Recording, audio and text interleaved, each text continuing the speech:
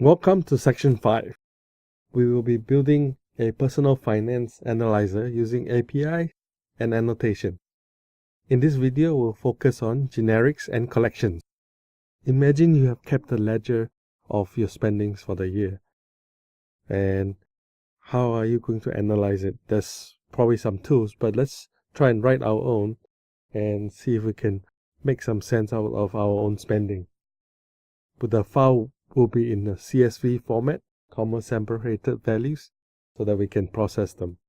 Before we jump straight into code, let's look at a bit of theory on collections and generics. Just bear with me a little bit. I know we have picked up quite a lot of knowledge in the last 4 sections, and it's quite exciting to want to jump into code. Me too. But let's take a look at collections. Collections is one of the very core API of Java. In fact, it's probably why Java is so popular, because collections has made so many tasks so easy and so handy. It is a framework to deal with data, and it helps all the different operations you would think of that you want to do on data, like searching, filtering, adding, sorting, all sorts of stuff.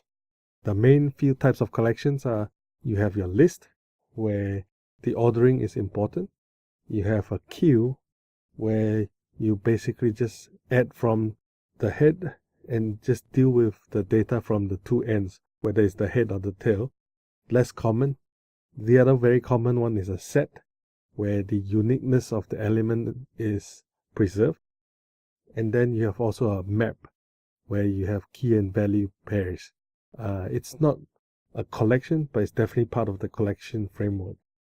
And when we are using collection, one thing to note is, whenever possible, just pass an empty collection instead of null.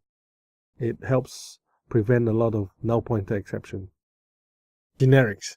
Generics were introduced in Java 5 to help reduce duplicate code, as well as introduce a lot of more compile time checking when dealing with collections.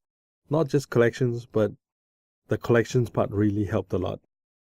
In collection, it was introduced so that all the classes in collections would have generic support, so that we can do things like, if we have a list of Slack assistants, we can pass the type to it so that all the users during compile time would be checked that it is only classes or instances that implement the correct class can come in or go out.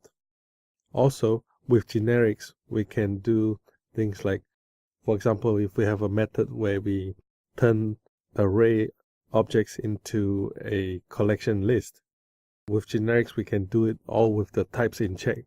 Without, we would have to make it all object-based, and you lose all types of checking. One more part about generics: wildcards. In the example where we have a list of, let's say, base Slack assistant, it would actually mandate that you can only pass in objects of which class is the base Slack assistant. If it's a subclass, it would not work. You have to be that class, and that's very cumbersome. That's where the wildcard comes in.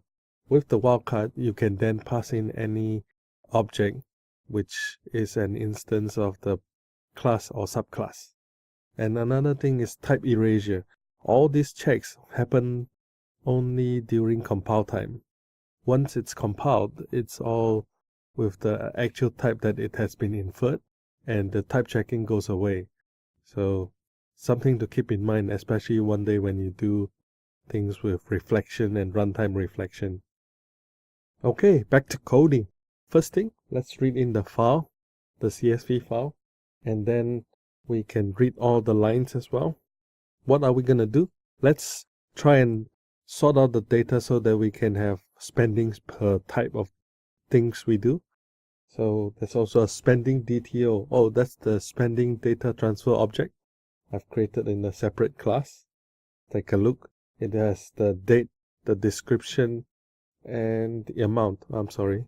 Let's organize the code a little bit. Let's use a IDE feature. Rearrange. Much better. The main method to look at here is the parse CSV line. So it parses the line from the CSV into the object that we can use handily. So here it's using a lot of collections and generics that you can take a look. It helps us make sure that types are still there and we can have the types when we use it instead of casting. And we sort it. Let's print it out and look at our little bit of analysis. Oh, cool. That's our data.